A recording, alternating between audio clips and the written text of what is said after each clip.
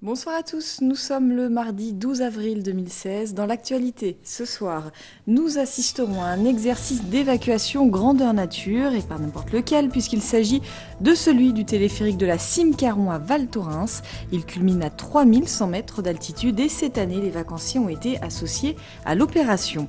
Nous irons ensuite dans la vallée de Chamonix, où l'on se prépare à l'arrêt des trains de nuit Paris-Saint-Gervais par la SNCF. Une nouvelle officielle depuis le mois de février. L'État a laissé un délai de 2 mois pour trouver d'éventuels repreneurs. C'est trop court, répondent les élus. Enfin, nous entamerons notre série de la semaine au pied du Mont Blanc. C'est ici que s'est installé le dit leader français de la distribution d'articles de sport pour son département montagne. Ce soir, Sébastien Germain nous emmènera dans les coulisses de son centre de recherche et développement. La saison touche à sa fin, il reste 3 semaines aux amateurs de glisse pour profiter des domaines skiables. Pour garantir leur sécurité, la loi impose aux sociétés des remontées mécaniques de réaliser des exercices d'évacuation sur leurs appareils 2 fois par an. La station de Val Thorens a proposé hier soir aux vacanciers de se joindre à cet exercice. Une opération gagnante pour la clientèle, mais aussi pour les techniciens qui ont pu s'exercer dans des conditions très proches du réel. Emmanuel Jaude et François Pirot étaient sur place. Il est 17h. Malgré la fermeture des pistes, ils sont une soixantaine à embarquer dans le téléphérique de la Cime-Caron. Tous sont volontaires pour une expérience particulière, être évacués, on rappelle, de la plus grosse remontée mécanique du domaine skiable. Pour le personnel de la station, déjà bien habitué à l'opération, il s'agit là d'un exercice obligatoire. On est en entraînement l'été avec le personnel de la CETAM. L'hiver, uniquement les cabiniers pour les entraînements. Donc on monte dans la cabine, on l'arrête à une certaine position. Et puis on équipe les cabiniers, on s'équipe et on s'auto-évacue. Pourtant aujourd'hui, de nombreux usagers des pistes sont de la partie. Malgré l'épreuve qui les attend, tous ont le sourire, ne revenant toujours pas de l'opportunité qui leur a été donnée. Je pense que ça va être une expérience exceptionnelle. Ouais. C'est unique. On a bien fait, je pense, de venir. Je pense qu'on en a affaire quand même à du personnel qualifié et des vrais pros. Et je pense que ça va bien se passer. C'est un petit peu une aventure, c'est quelque chose. On n'est pas là juste pour faire du snow toute la journée. Au total, il faudra moins d'1 heure à l'équipe en place pour évacuer les 60 personnes de la cabine et leur matériel. Un test au plus proche des conditions du réel et qui va bien plus loin que la législation qui impose 2 exercices par an. L'exercice est très important, plus le personnel est entraîné, plus le personnel est performant, donc une plus grande réussite sur l'exercice. Je pense qu'on peut le voir ce soir. Ce soir, donc, nous avons simulé cet exercice pratiquement réel pour faire une expérience client, pour faire voir un peu le revers de la remontée. Lorsqu'une remontée tombe en panne, il faut du personnel pour faire ce genre d'intervention, pour faire voir un peu, découvrir notre métier, et puis qu'ils partent sur une belle image aussi de la station, quoi. Surfant sur la demande multi-activité des touristes, Val Thorens a donc trouvé un moyen sûr de fidéliser une clientèle qui, à peine les pieds sur terre, se souviendra longtemps de cette expérience dans les coulisses de la station. Une façon de joindre l'utile à l'agréable pour une opération dont la prochaine édition est déjà à l'étude.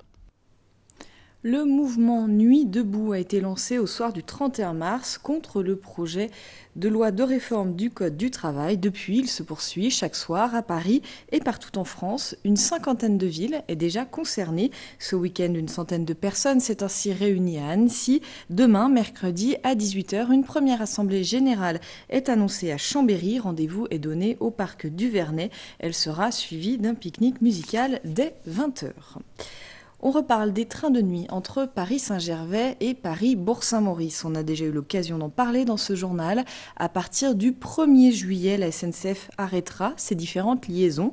Pour trouver un éventuel repreneur, l'État a lancé un appel à la manifestation d'intérêt. Seulement voilà, les élus estiment que 2 mois ne suffisent pas pour préparer cet appel d'offres. On fait le point sur ce dossier avec Pauline Courceau.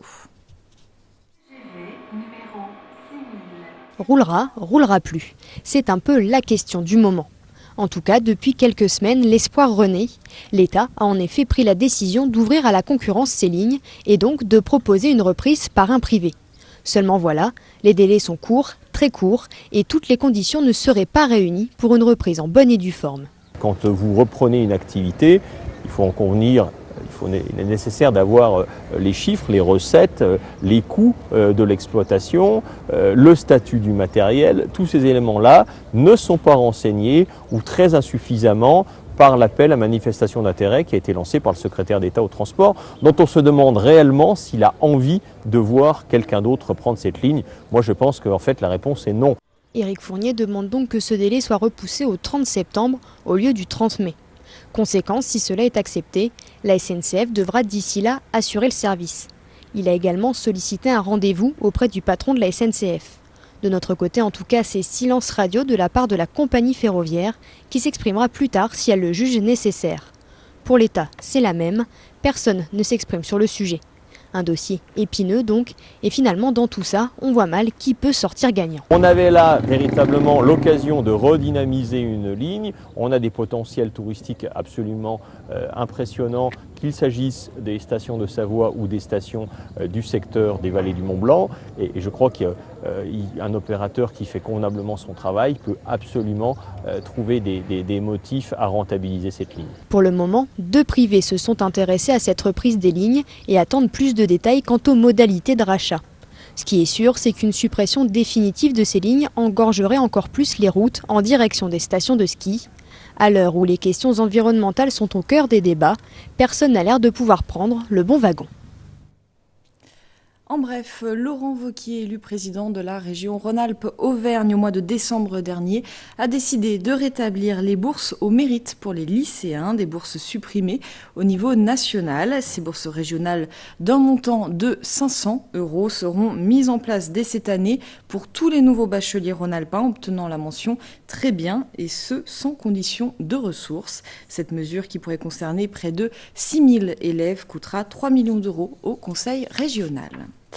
On débute notre série de la rédaction. Cette semaine, Sébastien Germain s'est intéressé au Mountain Store de Passy, le centre de recherche de la marque Decathlon.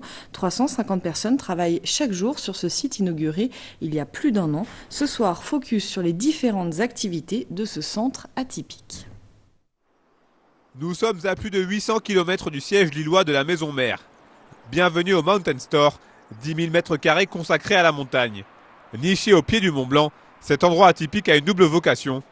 En plus de son magasin d'articles de sport, ce véritable lieu de vie abrite le centre mondial de conception des marques Wedze et Quechua. Alors ce projet est né avec la volonté de rassembler toutes les équipes dans un même lieu, un lieu qui soit très inspirant par la montagne, la proximité avec la montagne, d'être au cœur du truc. Et puis la proximité avec nos clients. Tout ce site est construit sur la possibilité de faire des rencontres, d'exprimer des histoires, d'exprimer des ressentis. Lieu d'échange par excellence, le Mountain Store détonne de par son architecture. Les 3000 m² accessibles au public avec le magasin et un restaurant notamment sont encerclés par les bureaux, laboratoires et autres ateliers. Et c'est le cœur du métier quand on conçoit des produits, c'est de savoir pourquoi on les conçoit et qu'est-ce qu'on doit apporter pour simplifier la pratique.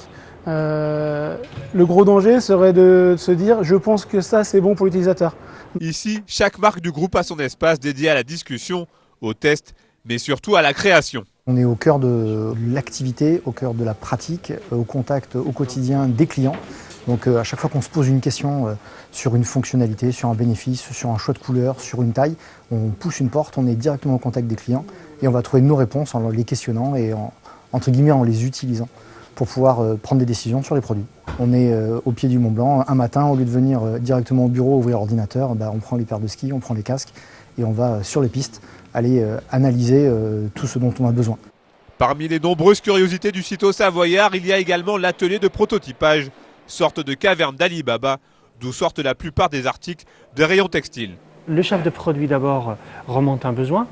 Le designer et l'ingénieur produit le concrétisent par des dessins et des idées. Le prototypiste, son rôle, c'est vraiment de donner le corps à l'idée. C'est l'artisan du produit du sac à dos, comme le charpentier, de la tente, du sac de couchage. Boutique ou centre de design, le Mountain Store de Passy, c'est tout à la fois, avec un but précis, rendre ses lettres de noblesse à la montagne. Et demain, pour le 2e épisode de cette série, nous nous intéresserons au dernier né de la marque de ski, un ski évolutif qui se veut bon marché. Une découverte pour aller jusqu'à la fin de ce journal. Le floorball, cousin éloigné du hockey, est mal connu dans la région.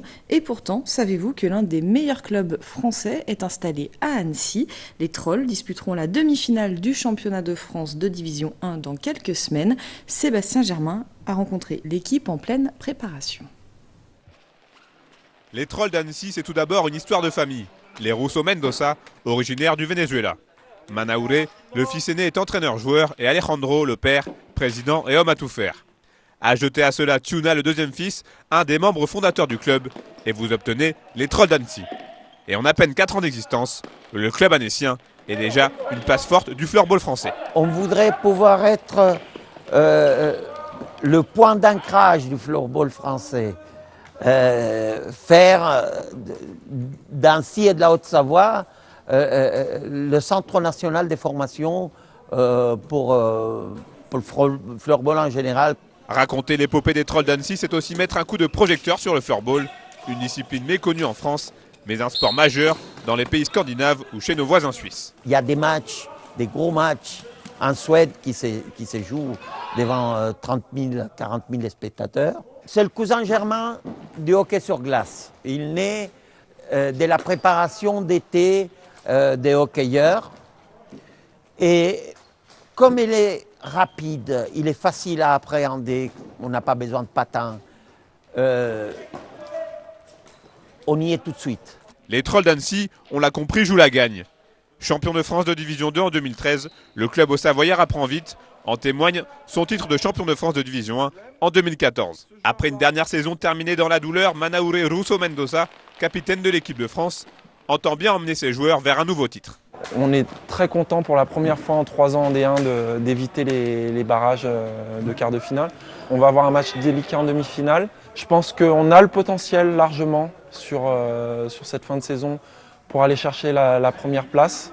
Avant ça, il faudra gagner une demi-finale, probablement contre une équipe, enfin, ça sera une des 2 équipes parisiennes, mais probablement le champion en titre IFK Paris.